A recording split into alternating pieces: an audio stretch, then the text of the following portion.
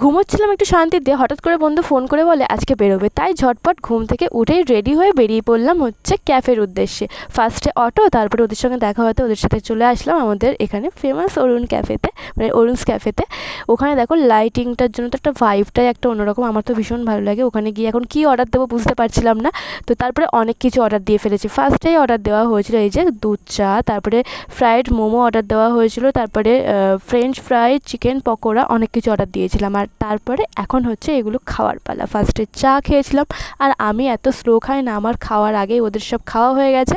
এদিকে দেখো French fry তো শেষ, আর আমার জন্য লাস্টে একটা পকোড়া রেখে দিয়েছিল, বাকি সব ওরা সাবার করে দিয়েছে। বুঝতে পারছো আমি এত স্লো খাই, তার জন্য আমার সব লস হয়ে গেছিলো।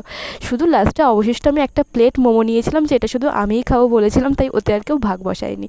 তো সেদিনকার বিকেলটা বেশ ভালোই কেটেছিল বন্ধুদের সাথে। আর বন্ধুদের সাথে বেরোলে তো দিনটা এমনিই ভালো কাটবে। অনেক আড্ডা দিয়েছিলাম, খাওয়া দাওয়া শেষ, সব প্লেট ফাঁকা, এখন হচ্ছে বাড়িতে ফিরতে হবে। তো চলো আজকের ভিডিওটা এখানেই শেষ করছি, দেখা হচ্ছে আর পরের কোনো শর্টসে। বাই।